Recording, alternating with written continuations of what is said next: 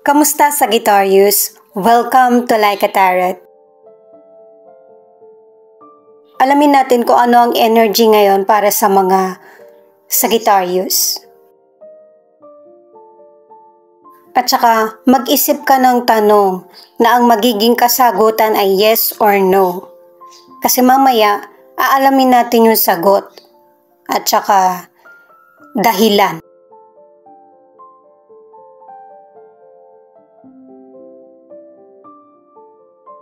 Itong card mo na ito ay para sa abundance. Posibleng may taong magsishare ng blessing sa iyo or ikaw ang magsishare. At saka meron na ring enlightenment na nangyayari sa buhay mo. At saka merong mga person na natututo ka ng maki-socialize sa kapwa mo. Pero ina-apply mo pa rin sa sarili mo yung boundaries. Kung ano yung mga dapat mo lang i-share at saka kung ano yung mga bagay na itatago mo lang sa sarili mo. Meron ding milagrong mangyayari sa buhay mo na bibigyan ka ng sign ng universe na dumarating na ito, yung mga blessings. At saka, yung mga nangyayari sa buhay mo or iba't ibang experience ay isi-share mo sa kapwa mo. Para magsilbi nilang guide sa mga decisions na gagawin nila. At kung paano mo nalagpasan yung mga iba't ibang nangyayaring sitwasyon sa iyo sa buhay, isi-share mo yung kaalaman mo or experience.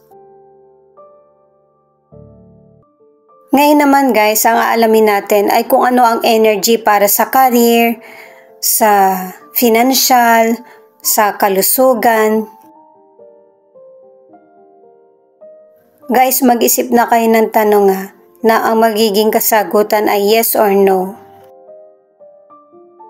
Paalala nga pala para sa mga bagong viewers na ang reading na ito ay timeless reading, general reading at guide po lamang. Kaya hindi po magre-resonate sa lahat. Kunin mo lang yung akma sa sitwasyon mo. At kung kailan mo ito napanood, yun ang start ng 1 week reading para sa'yo. Ikaw na bahala magpalit kung si person mo ito o ikaw. Kung hindi ka makaresonate dito, pwedeng sa mga naunang videos or sa susunod. Magkapareho yung una at saka pang-apat na card. Merong nasa pinto. King of Cups, 4 of Cups, 5 of Pentacles.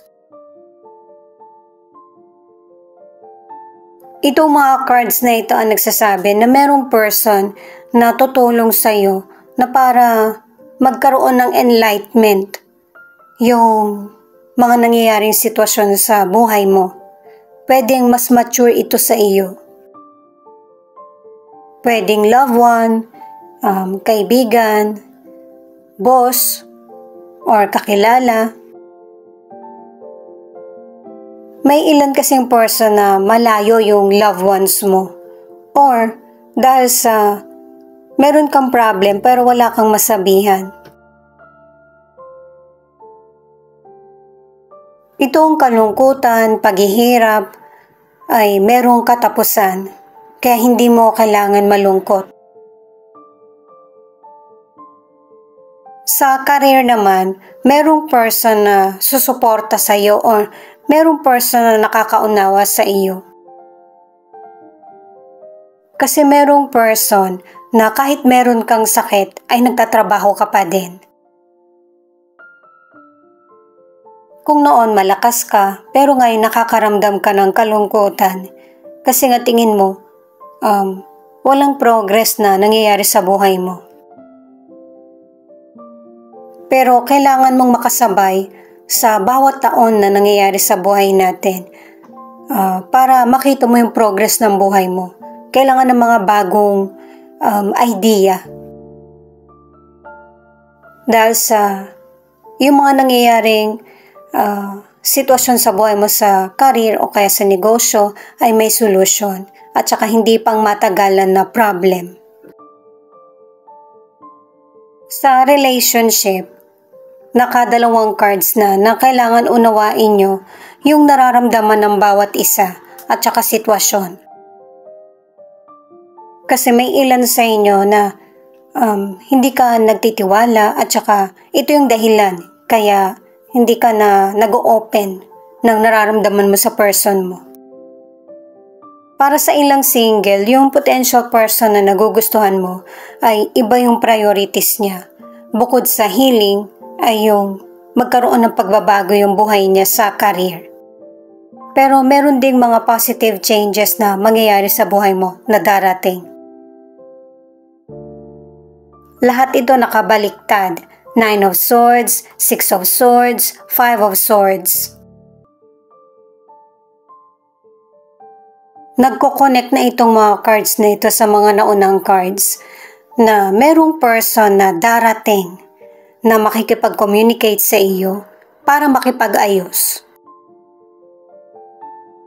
Pero urong sulong yung feelings mo or naiisip kung dapat ba na patawarin itong person na ito or dedmahin yung sitwasyon. Meron kang sitwasyon na iniwan or ikaw yung naiwan. Pero tinutuldukan mo na ito. Tinatapos mo na yung sitwasyon na ito. May ilan sa inyo na nawalan ng trabaho at saka meron ding person na nagnegosyo ka pero hindi ito naging successful. Kaya nabanggit sa naunang cards na ang ilan sa inyo merong sakit kasi dito sa cards na ito ipinapakita na dahil sa stress, nagkasakit ang ilan sa inyo. Ang ilan naman, hindi ka na happy sa karir mo o negosyo dahil sa meron kang hindi nakakasundo at saka merong person na hindi nakakaunawa sa sinasabi mo. Pero haharapin mo ito kasi nakatatlong cards ka na sa pakikipag-ayos or pag-unawa sa sitwasyon. At malalagpasan mo kung ano man yung mga negatibong nangyayari sa trabaho mo, sa negosyo o kaya sa nararamdaman mo. Nakatatlong words ka na para sa malalagpasan mo yung problems at saka kapayapaan. Sa mga nasa relationship, magulo yung relationship nyo ng person mo kasi nakadalawang cards ka na merong cheating or betrayal sa relasyon nyo. Kaya ka ginugulo ng third person kasi ikaw yung pinili ng person mo. Ang gusto niya kayo yung magkaayos. Para sa ilang single ay pipiliin mo na maging masaya at bibigyan ng chance ang sarili mo na ma-in love. Pero nagiging mapili ka sa mga taong pinapapasok mo sa buhay mo. 8 of Swords, Knight of Swords, Knight of Wands. Ito mga cards na ito ang nagsasabi na ang magpapatrap sa sarili mo ay ikaw lang din. Kaya kung gusto mo ng kapayapaan sa isip mo at saka puso mo, ito yung piliin mo. Kung gusto mong solusyonan or aksyonan yung situation, kailangan meron kang plano. At saka yung talagang iniisip mo na ito yung dapat mong or karapat dapat mong gawin. Isipin mo yung mabuti at saka tagumpay para ito yung mananaig. Ang ilan sa inyo sa kalusugan ay desidido ka na makapag-diet at saka mababawasan talaga yung timbang mo. May mga positive changes na mangyayari sa kalusugan mo, healthy ka man o kaya merong konting illness. Nakadalawang cards ka na huwag magmadali para makaiwas ka sa injury. Ang ilan na nasa relationship, akala mo hindi ka na makakatakas sa negative na sitwasyon, mapanakit na person, hindi lang sa salita kundi physical. Pero nakatatlong cards ka na kahit ang desisyon mo ay iwan na yung person mo ay ilalaban niya yung relasyon nyo. Kahit na marami siyang mali or pagkukulang sa relasyon nyo. Ang ilang single, kahit nag-heal ka pa lang, ay meron pa rin mga potential person na nagkakagusto sa iyo. Pero hindi mo pa rin maalis sa isip mo at saka nararamdaman yung takot na baka maulit yung nakaraan. Kahit na meron ka mang magustuhan, ay ito pa rin yung masasa isip mo, yung nakaraan.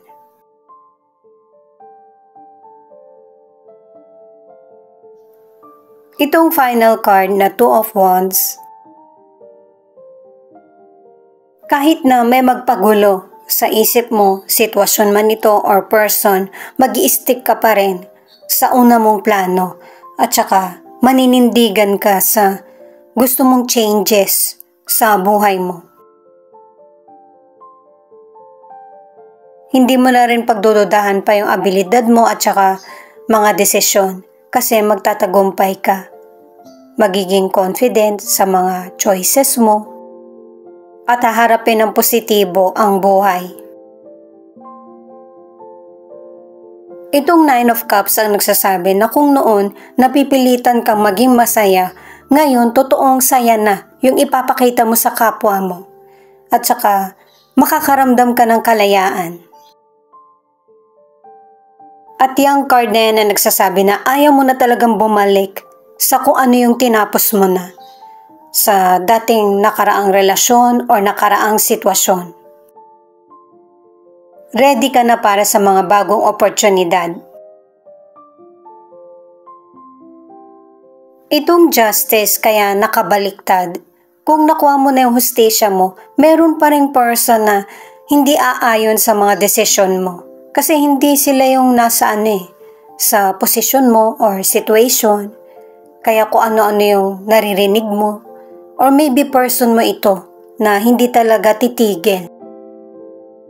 Nasuyuin ka na para makuha ulit yung tiwala mo. Mag-ingat din sa biglaang desisyon at saka kahit na meron kang person na masaktan sa mga decisions mo, kailangan yung tama pa rin ang piliin mo. Alamin na natin kung ano yung magiging sagot sa question mo. I-post mo muna yung video para makapag-isip ka ng tanong na ang magiging kasagutan ay yes or no.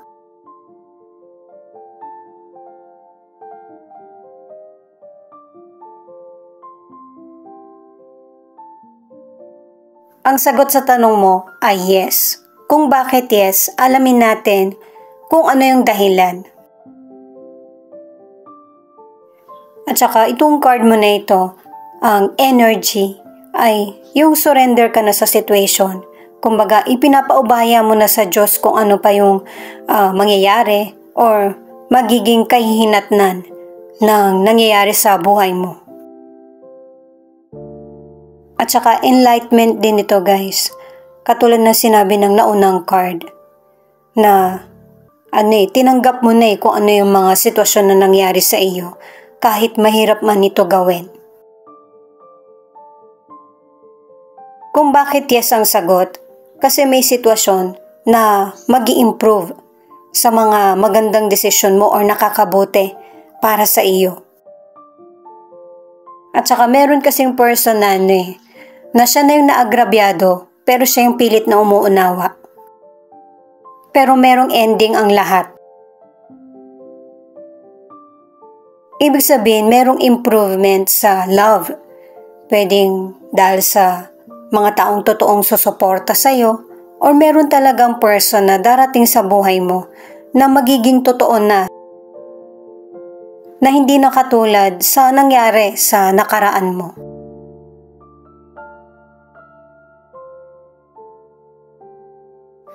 Itong card na ito ang nagsasabi na hindi mo na kailangang mag-worry kasi magiging pabor sa iyo yung situation.